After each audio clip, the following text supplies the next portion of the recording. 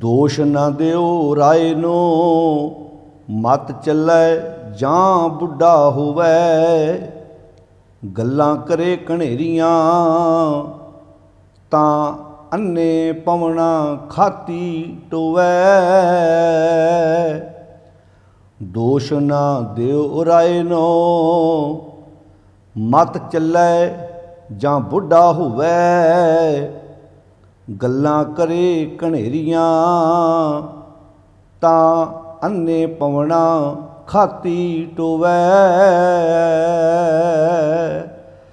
वाहिगुरू जी का खालसा, वाहिगुरू जी की फतेह। गुरु प्यारी साध संगत जीओ, श्लोक वारां ते वधीक बाणी दी जो लड़ीवार विचार आपां आरंभ कीती है, तिस लड़ी दे तहत अज आपां 32 नंबर श्लोक का पाठ सरवण किया। 31 नंबर श्लोक तक आपां विचार सांझी कर चुके हाँ। सिख धर्म के बानी धन गुरु नानक साहिब सच्चे पातशाह महाराज जी की रसना तो उचारण किया होया ये श्लोक गुरु ग्रंथ साहिब जी के पावन अंग 1412 के उपर सुभाईमान है। इस श्लोक का विषा साडे जीवन नाल, रोज़मर्रा की जिंदगी नाल डूंगा संबंध रखता है। वैसे तो गुरबाणी का हर एक शब्द, हर एक श्लोक सानू प्रैक्टिकल जीवन जिहड़ा असीं जिउने आ, वो गल्लां, वो उपदेश, वो विचार जिहदे नाल असीं अपनी जिंदगी नूं सुखैलियां कर सकीए, वो उपदेश सानू सतगुर जी ने बाणी विच बहुत सौखे शब्दों में समझाउण दा यतन कीता है। पर कुछ ऐसे विषय ने जिहड़े विचारने बहुत जरूरी ने, क्योंकि जिन्हां विषयां दे नाल जिन्नी देर तक असीं अपनी सुरत नूं जोड़दे नहीं जां असीं क्लीयर नहीं हुंदे ते असीं विपर वल्लों पाए हुए भरम जाल दे विच सौखियां फस जाने आ।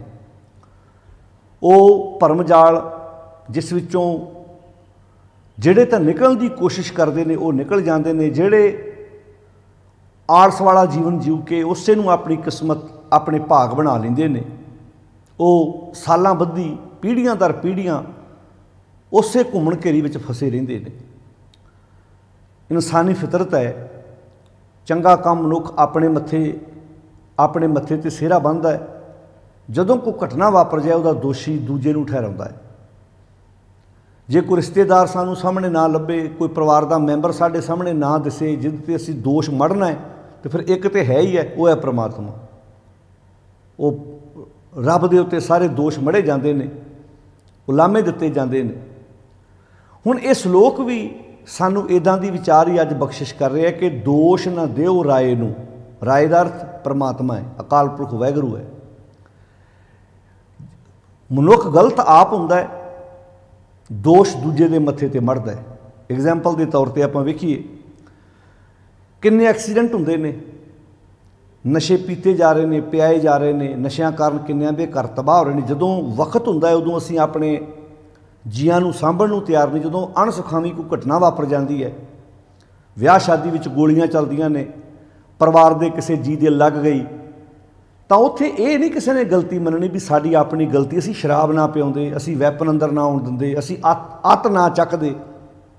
ये गल्लां नहीं, उत्थे ये गलिया जाना कि रब कोलों साडी खुशी जरी ना गई, इहदे नालों सानू जी दिंदा ही ना।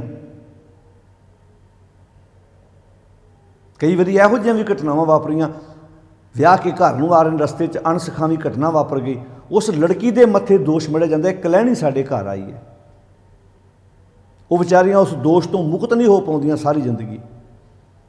इदां दे साडे समाज विच, माफ़ करना ये लफ्ज़ सुनने शायद तुहानूं औखे लगण, नशियां दे कारण साडे अपने बच्चे विच समर्था ना होवे कि औलाद ना पैदा कर सके, तो दोष धी दे मत्थे मढ़िया जांदा है। इहदे घर पुत्र क्यों नहीं होया, इहदे घर औलाद क्यों नहीं हुई। वो बेचारी अंदर घुटन महसूस करती है। सारे डावोर्स होने के पिछे, जिन्ने तलाक हो रहे हैं, सारियां दे पिछे कारण दाज नहीं है। किते ना किते साडे अंदर वो कमी जिहड़ी साडी जवानी अज गलत बन्ने तुर पई है, नशियां विच दौड़ रही है, तो माँ बाप अपने बच्चे नूं समझाउण दी बजाए दोष दूजियां दीयां धीआं विच कढ दिंदे कि उहनूं वसना नहीं आया। माफ़ करना, सारे परिवार ਪੁੱਤਰਾਂ ਧੀਆਂ ਵਾਲੇ ਹੁੰਦੇ ਨੇ। ਇਸੇ ਕਰਕੇ ਤੇ ਧੀ ਹੋਵੇ ਤੇ ਤੁਹਾਨੂੰ ਧੀ ਦੇ ਦਰਦ ਦਾ ਅਹਿਸਾਸ ਹੋਏਗਾ। ਕੁਝ ਗੱਲਾਂ ਸਮਾਜ ਦੇ ਸਾਹਮਣੇ ਆ ਜਾਂਦੀਆਂ ਨੇ, ਚੰਗੇ ਖਾਨਦਾਨ ਦੀਆਂ ਧੀਆਂ ਇਹ ਗੱਲ ਕਿੱਦਾਂ ਸਮਾਜ ਦੇ ਸਾਹਮਣੇ ਰੱਖਣ ਵੀ ਮੇਨ ਕਾਰਨ ਆ ਸੀ, ਪਰ ਅਸੀਂ ਇਸ ਪੱਖ ਨੂੰ ਸਮਝਣ ਨੂੰ ਤਿਆਰ ਨਹੀਂ ਹੈਗੇ। ਫਿਰ ਵੀ ਦੋਸ਼ ਅਸੀਂ ਦੂਜਿਆਂ ਦੇ ਮੱਥੇ ਤੇ ਮੜਦੇ ਹਾਂ। ਹੁਣ ਤੇ ਸ਼ਬਦ ਵਰਤਿਆ, ਦੋਸ਼ ਨਾ ਦਿਓ ਰਾਏ ਨੂੰ, ਪ੍ਰਮਾਤਮਾ ਨੂੰ, ਅਕਾਲ ਪੁਰਖ ਨੂੰ। ਮੱਤ ਚੱਲੇ, ਜਦੋਂ ਮੱਤ ਚਲੀ ਜਾਂਦੀ ਹੈ, ਜਦੋਂ ਅੰਦਰੋਂ ਚੰਗੀ ਅਕਲ ਖੰਭ ਲਾ ਕੇ ਉੱਡ ਜਾਂਦੀ ਹੈ, ਜਾਂ ਬੁੱਢਾ ਹੋਵੇ ਤਦੋਂ ਹੀ ਉਸੇ ਵੇਲੇ ਹੀ ਮਨੁੱਖ ਜਵਾਨੀ 'ਚ ਹੀ ਬੁੱਢਾ ਹੋ ਜਾਂਦਾ ਹੈ। ਤੇ ਮਾਰੋ ਅੱਜ ਆਪਣੀ ਜਵਾਨੀ ਦਾ ਧਿਆਨ। ਅੱਜ 20-25 ਸਾਲ ਦਾ ਨੌਜਵਾਨ ਸੀੜੀਆਂ ਵੀ ਸਾਹ ਲੈ ਲੈ ਕੇ ਚੜ੍ਹਦਾ, ਪੌੜੀਆਂ ਵੀ ਸਾਹ ਲੈ ਲੈ ਕੇ ਚੜ੍ਹਦਾ। ਸਵੇਰੇ ਉੱਠ ਕੇ ਡਾਕਟਰ ਸਾਹਿਬ ਮੇਰਾ BP ਘਟ ਗਿਆ। ਹੋਵੇ ਤੇਰੇ ਤੇ ਜਵਾਨੀ 'ਤੇ ਤੇਰਾ BP ਡਾਊਨ ਹੋਵੇ, ਵਜ੍ਹਾ ਕਾਰਨ ਕੀ ਹੈ? ਸਤਿਗੁਰ ਦੀ ਬਾਣੀ ਨੂੰ ਧਿਆਨ ਨਾਲ ਪੜ੍ਹ ਕੇ ਵੇਖੋ। ਸਤਿਗੁਰ ਦੀ ਬਾਣੀ ਨੇ ਇਸ ਪੱਖੋਂ ਬਹੁਤ ਸੋਹਣੇ ਖੁਲਾਸੇ ਕੀਤੇ ਹੋਏ ਨੇ। ਹੁਣ ਤੇ ਸ਼ਬਦ ਕਿੱਡਾ ਵਰਤਿਆ ਪਿਆਰਾ, ਦੋਸ਼ ਨਾ ਦਿਓ ਰਾਏ ਨੂੰ।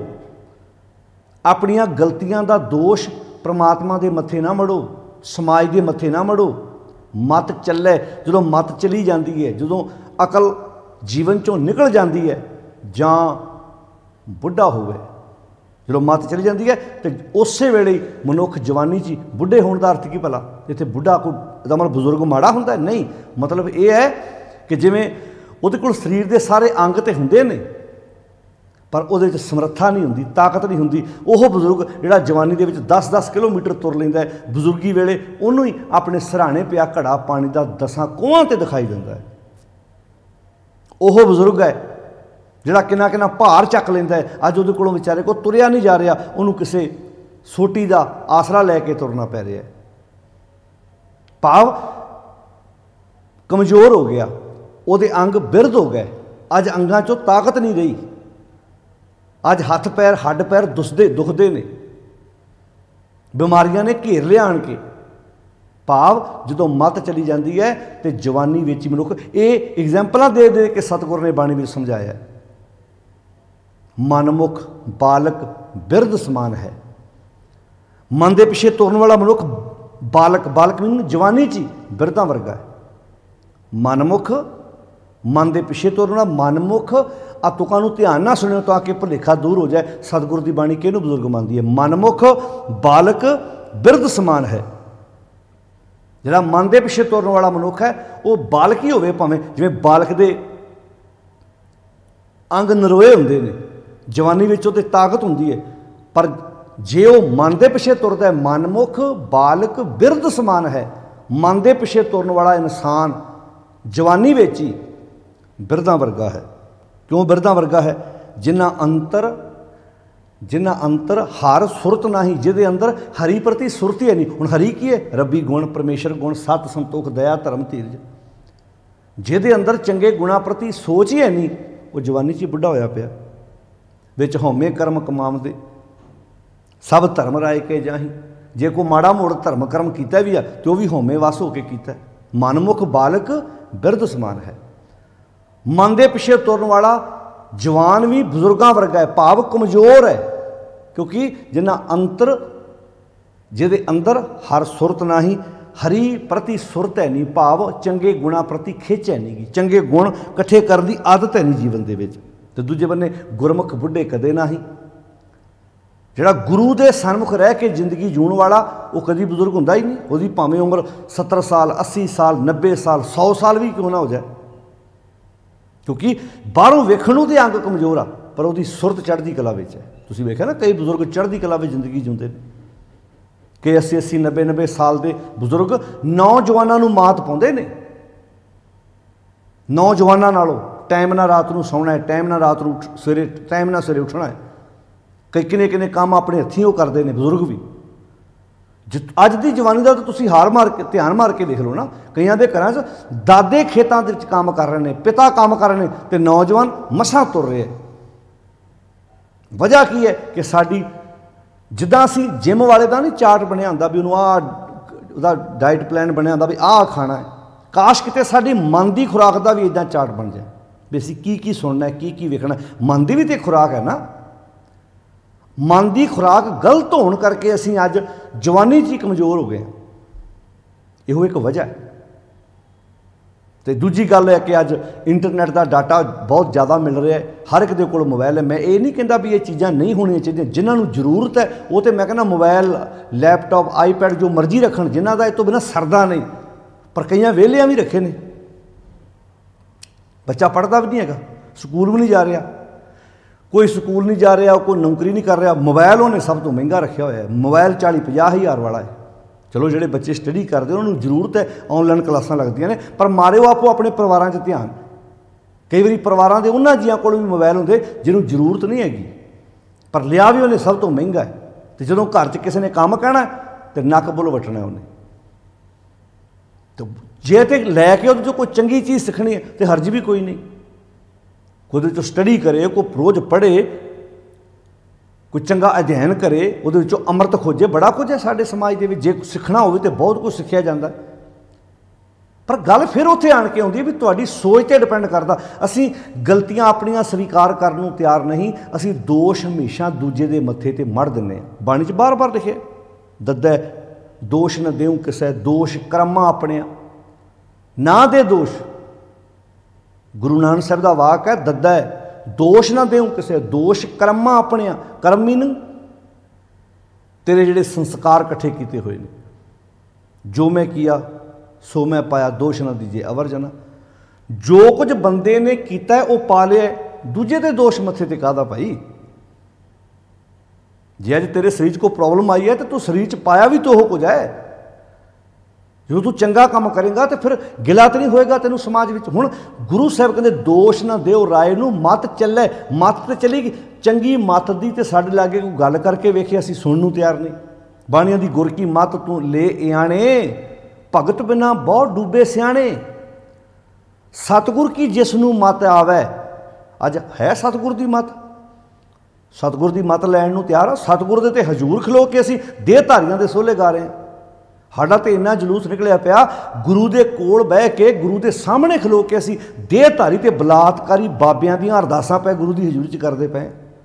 असीं तां इन्ना निगुर चुके हैं, गुरु दे सामने गुरु कोलों सिक्ख्या लैण दी बजाए, गुरु कोलों चंगी अकल बुद्ध मत लैण दी बजाए असीं पता नहीं कित्थे कित्थे खाक छाणदे फिरदे। तो हजूर फरमाउंदे ने दोष ना देओ राय नूं, मत चले। मत चली गई चंगी अकल सूझ जिहदे नाल, क्योंकि मत दी सारी खेड़ है प्यारिओ। मत नूं बाणी च मां क्यों आख्या? इस सुचज्जी मत ने ही तो साड़ी जिंदगी की अगवाई करनी है। जिहड़ी मत है इहदी गोद विच पालना इस मन ने।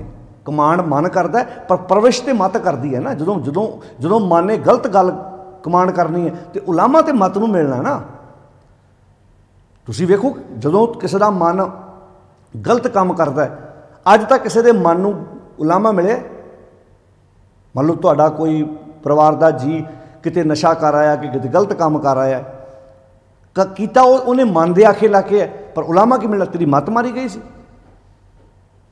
क्यों उलामा मिलिया? क्योंकि मत की गोद विच इस मन ने पलना है।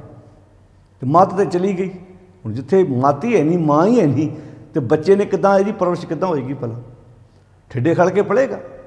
हुण तां बाणी च बार बार आख्या सी कि माता मत पिता संतोख। जो इस मन की माँ जिहड़ी है वो सुचज्जी गुरु वालों दिती हुई मत बन जाएगी, तो गुरु वालों बख्शिश किया होया सबर इस मन का बा बन जाएगा, जीवन की शैली वखरी होएगी।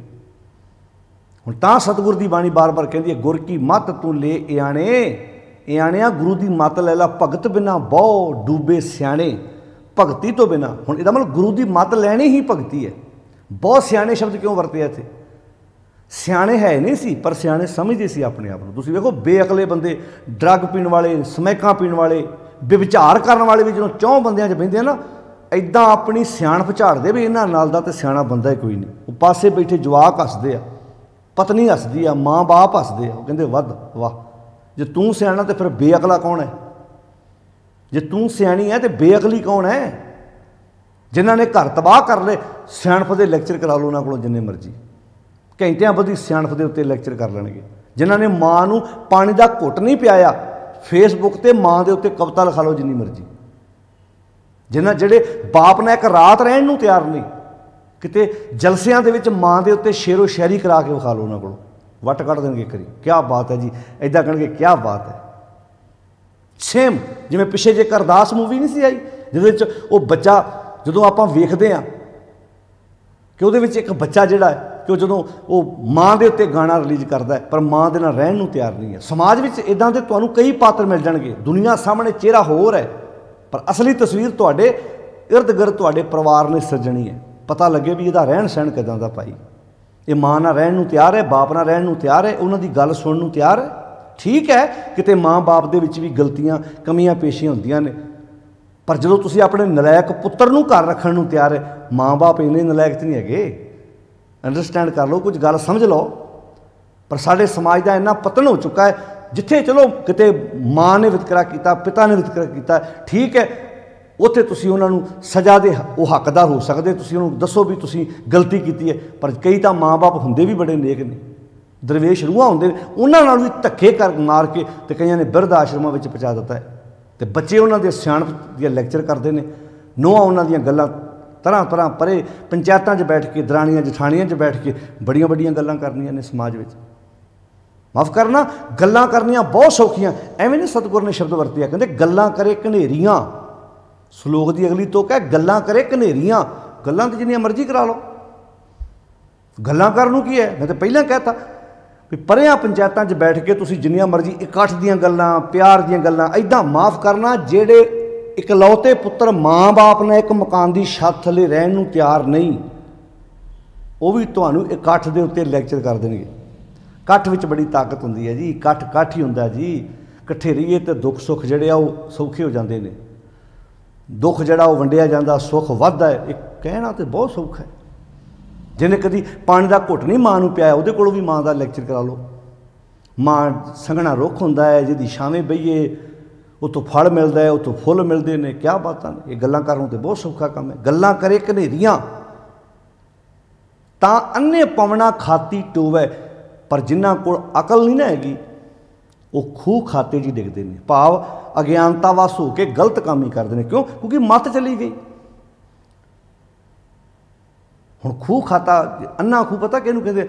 ਜਿਹਦਾ ਕੋਈ ਬਨੇਰਾ ਨਾ ਹੋਵੇ, ਜਿਹਦੀ ਤੁਹਾਨੂੰ ਪਤਾ ਨਾ ਲੱਗੇ, ਡਿੱਗਣ ਤੋਂ ਬਾਅਦ ਹੀ ਪਤਾ ਲੱਗੇ ਵੀ ਆਹ ਤੇ ਖੂਹ ਦਾ ਪਤਾ ਨਹੀਂ ਸੀ ਯਾਰ, ਤੇ ਅੰਨਾ ਖੂਹ ਸੀ। ਇੱਕ ਹੁੰਦਾ ਖੂਹ ਬੰਨੇ ਬੰਨੇ ਵਾੜ ਕੀਤੀ ਹੈ, ਦੀਵਾਰ ਹੈ 2-4 ਫੁੱਟ, ਬੰਦੇ ਨੂੰ ਦਿਸ ਪਿਆ ਦੂਰੋਂ ਵੀ ਖੂਹ ਹੈ ਇੱਥੇ। ਕਈ ਇੱਦਾਂ ਦੇ ਖੂਹ ਵੀ ਹੁੰਦੇ ਆ ਜਿਹਦੇ ਬੰਨੇ ਕੋਈ ਵਾੜ ਨਹੀਂ ਹੈਗੀ, ਕੋਈ ਪਤਾ ਨਹੀਂ ਹੈਗਾ, ਪਤਾ ਲੱਗੇ ਜਦੋਂ ਡਿੱਗਣ ਤੋਂ ਬਾਅਦ ਹੀ ਪਤਾ ਲੱਗਦਾ। ਇਹ ਅੰਨਾ ਖੂਹ ਕਿਹੜਾ ਹੈ? ਜਿਹੜਾ ਮਨੁੱਖ ਅਕਲ ਤੋਂ ਬਿਨਾਂ ਜ਼ਿੰਦਗੀ ਜਿਉਂਦਾ ਹੈ, ਜਿਹਨੇ ਆਪਣੀ ਜ਼ਿੰਦਗੀ ਨੂੰ ਗਲਤ ਦਿਸ਼ਾ ਦਿੱਤੀ ਹੋਈ ਹੈ, ਗਲਤ ਬੰਨੇ ਤੁਰਿਆ ਹੋਇਆ ਹੈ। ਵੇਖੋ ਪਿਆਰਿਓ, ਜੀਵਨ ਮਿਲ ਜਾਣਾ ਹੋਰ ਚੀਜ਼ ਹੈ। ਇਸ ਜ਼ਿੰਦਗੀ ਦੇ ਸਾਹਮਣੇ ਚੁਣੌਤੀਆਂ ਆਉਣਗੀਆਂ, ਮੁਸ਼ਕਿਲਾਂ ਆਉਂਦੀਆਂ ਜ਼ਿੰਦਗੀ ਦੇ ਸਾਹਮਣੇ ਰੋਜ਼। ਵੇਖੋ ਜ਼ਿੰਦਗੀ ਹੈ ਹੀ ਮੁਸ਼ਕਿਲਾਂ ਦਾ ਨਾਮ। ਤੁਹਾਡੇ ਸਾਹਮਣੇ ਦੁੱਖ ਤਕਲੀਫਾਂ। ਹੁਣ ਗੁਲਾਬ ਦਾ ਫੁੱਲ ਖਿੜਦਾ, ਬੰਨੇ ਬੰਨੇ ਕੰਡੇ ਵੀ ਕਿੰਨੇ ਨੇ। ਹੁਣ ਜੇ ਗੁਲਾਬ ਦਾ ਫੁੱਲ ਇਹ ਕਵੇ ਵੇਖੋ ਜੀ ਕੰਡੇ ਕਿੰਨੇ, ਮੈਂ ਥੋੜ੍ਹਾ ਖਿੜ ਸਕਦਾ, ਉਹ ਕਹਿੰਦਾ ਮੇਰੀ ਸਾਹਮਣੇ ਚੁਣੌਤੀ ਹੈ, ਕੰਡੇ ਹੈਗੇ, ਮੈਂ ਖਿੜ ਰਿਹਾ ਆਪਣਾ। ਤੇ ਜਿੰਨੀ ਚੁਣੌਤੀ ਹੋਏਗੀ ਉਨਾ ਜੀਵਨ ਤੁਹਾਡਾ ਲੋਕਾਂ ਲਈ ਪ੍ਰੇਰਨਾਦਾਇਕ ਹੋਏਗਾ, ਜੀਵਨ ਹੀ ਸੌਖਾ ਹੋਏਗਾ। ਤੁਹਾਨੂੰ ਸਾਰੀਆਂ ਸਹੂਲਤਾਂ ਮਿਲਦੀਆਂ ਨੇ, ਤੁਹਾਨੂੰ ਸਹੂਲਤਾਂ ਖੋਜਣੀਆਂ ਪੈਣੀਆਂ ਨੇ। ਮੁਸ਼ਕਿਲਾਂ ਤੁਹਾਨੂੰ ਮੁਸ਼ਕਿਲਾਂ ਦੇ, ਹੁਣ ਪੱਥਰ ਹੈ ਨਾ, ਜਿਹੜੇ ਗੋਲ ਗੋਲ ਪੱਥਰ ਲੋਕਾਂ ਨੇ ਆਪਣੇ ਸ਼ੋਕੇਸ਼ਾਂ ਵਿੱਚ ਲਿਆ ਕੇ ਜੜਾਏ ਹੁੰਦੇ ਆ, ਸੋਹਣੇ ਰੱਖੇ ਹੁੰਦੇ ਆ।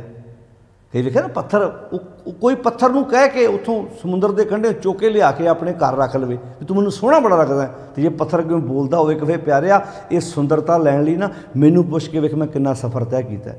ਮੈਂ ਕਿਸੇ ਵੱਡੇ ਪਹਾੜ ਨਾਲੋਂ ਟੁੱਟਾ ਵਾਂ, ਟੁੱਟ ਕੇ ਡਿੱਗਾ ਵਾਂ, ਮੈਨੂੰ ਪਾਣੀ ਦੀ ਛਾਲ ਨੇ ਬਾਹਰ ਨੂੰ ਧੱਕਿਆ ਵਾ, ਫਿਰ ਇੱਕ ਛਾਲ ਆਈ ਖਿੱਚ ਕੇ ਅੰਦਰ ਲੈ ਗਈ। ਕਹਿੰਦਾ ਮੈਂ ਠੇਡੇ ਖਾਧੇ ਆ, ਰੇਤਾਂ ਨਾਲ ਘਸਰਿਆ ਵਾਂ, ਕਸਰ ਕਸਰ ਕੇ ਪਤਾ ਨਹੀਂ ਮੈਨੂੰ ਕਿੰਨੇ ਸਾਲ ਲੱਗੇ ਨੇ, ਫਿਰ ਜਾ ਕੇ ਮੇਰੇ 'ਚ ਗੁਲਾਈ ਆਈ ਹੈ।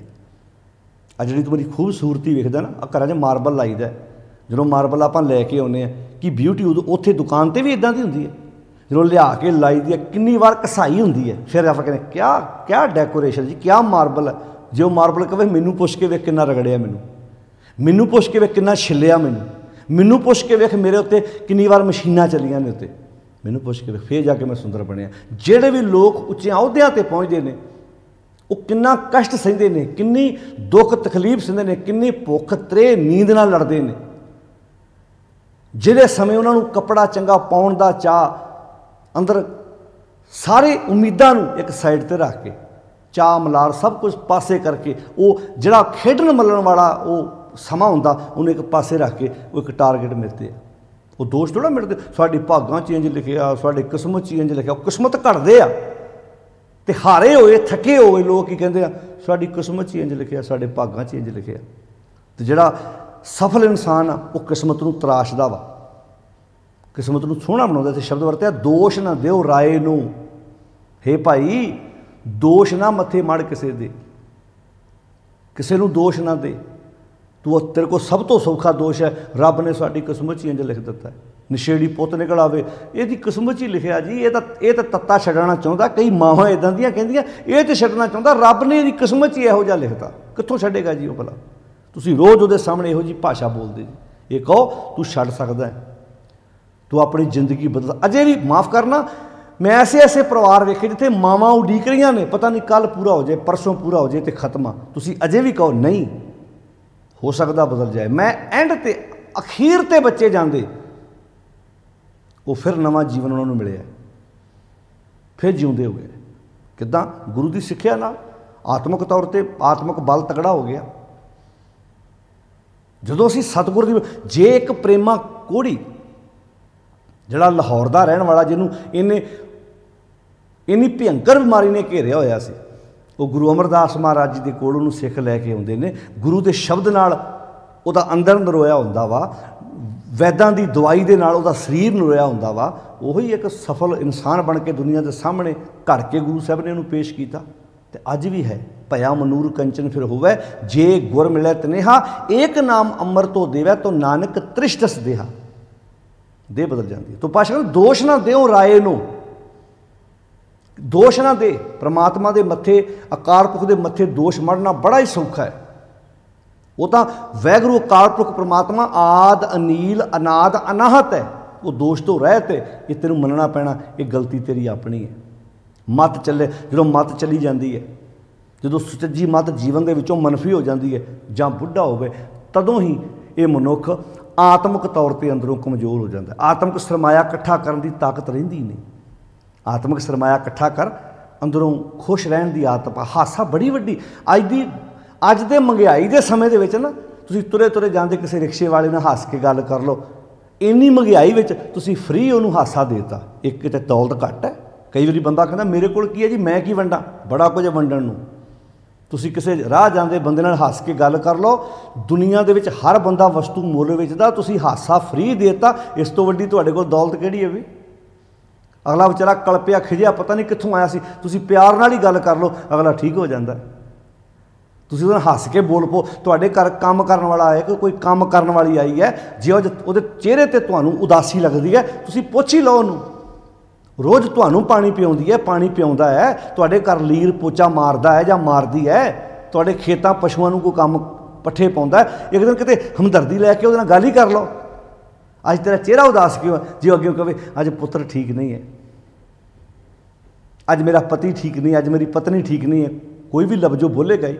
ਉਹਨੂੰ ਕੋ ਕੋਈ ਗੱਲ ਨਹੀਂ, ਅੱਜ ਸਫਾਈ ਨਾ ਕਰ, ਅੱਜ ਖੇਤਾਂ 'ਚ ਕੰਮ ਨਾ ਕਰ, ਤੂੰ ਜਾ ਕੇ ਪਹਿਲਾਂ ਦਵਾਈ ਦਵਾ ਕੇ ਲਿਆ। ਇੱਕ ਵਾਰ ਤਾਂ ਉਹ ਸੋਚੇਗਾ ਨਾ ਕਿ ਜਿੱਥੇ ਮੈਂ ਕੰਮ ਕਰਦਾ ਉਹ ਮੇਰਾ ਮਾਲਕ ਨਹੀਂ, ਮੇਰੇ ਵਾਸਤੇ ਮੇਰਾ ਰੱਬ ਹੈ। ਉਹ ਮੇਰੇ ਦੁੱਖ ਨੂੰ ਆਪਣਾ ਦੁੱਖ ਸਮਝਦਾ। ਅਸੀਂ ਤਾਂ ਪਸ਼ੂ ਬਣ ਗਏ ਹਾਂ, ਪੱਥਰਾਂ ਉੱਤੇ ਦੁੱਧ ਰੋੜ ਰਹੇ, ਅਤੇ ਇਨਸਾਨਾਂ ਦੀ ਸਾਨੂੰ ਕਦਰ ਕੋਈ ਨਹੀਂ ਹੈਗੀ। ਜਿੱਥੇ ਵੀ ਬੈਠੇ ਹਾਂ, ਜਿਸ ਹਾਲਾਤ 'ਚ ਬੈਠੇ ਹਾਂ, ਹੱਸਣ ਦੀ ਖੇਡਣ ਦੀ ਆਦਤ ਪੈ ਜਾਏ ਤੇ ਜੀਵਨ ਖੂਬਸੂਰਤ ਬਣ ਜਾਏਗਾ। ਤੇ ਪਾਤਸ਼ਾਹ ਕਹਿੰਦੇ ਦੋਸ਼ ਨਾ ਦਿਓ ਰਾਏ ਨੂੰ, ਮੱਤ ਚੱਲੇ ਜਾਂ ਬੁੱਢਾ ਹੋਵੇ, ਗੱਲਾਂ ਕਰੇ ਘਨੇਰੀਆਂ। ਮਨੁੱਖ ਆਪਣੀ ਜ਼ਿੰਦਗੀ ਦੇ ਵਿੱਚ ਕਿੰਨੀਆਂ ਗੱਲਾਂ ਕਰਦਾ ਹੈ, ਕਿੰਨਾ ਸਮਾਜ ਦੇ ਵਿੱਚ ਆਪਣੇ ਆਪ ਨੂੰ ਉਹ ਪੇਸ਼ ਕਰਦਾ ਹੈ। ਗੱਲਾਂ ਕਰੇ ਘਨੇਰੀਆਂ ਤਾਂ ਅੰਨੇ ਪਵਣਾ ਖਾਤੀ ਟੋਵੇ, ਪਰ ਡਿੱਗਦਾ ਕੀ ਹੈ? ਆਤਮਿਕ ਤੌਰ 'ਤੇ ਕਮਜ਼ੋਰ ਹੋਣ ਕਰਕੇ ਡਿੱਗਦਾ ਹਨੇਰੇ ਖੂਹ ਦੇ ਵਿੱਚ ਹੀ ਹੈ। ਕਿਉਂ ਡਿੱਗਦਾ ਹਨੇਰੇ ਖੂਹ ਦੇ ਵਿੱਚ?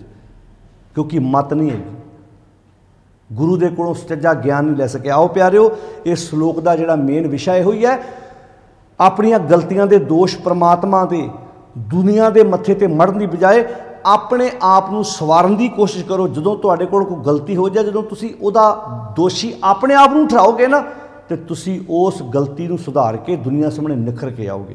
ਤੇ ਜੇ ਤੁਸੀਂ ਫਿਰ ਦੋਸ਼ ਕਿਸੇ ਦੇ ਮੱਥੇ, ਤੁਹਾਡਾ ਪੁੱਤਰ ਨਸ਼ਿਆਂ ਕਰਕੇ ਗਲਤ ਰਸਤੇ ਪਿਆ, ਜੇ ਇਹੋ ਦੋਸ਼ ਤੁਸੀਂ ਦੂਜਿਆਂ ਦੇ ਮੱਥੇ ਮੜਿਆ ਤੇ ਪੋਤਰਾ ਵਿਗੜੇਗਾ।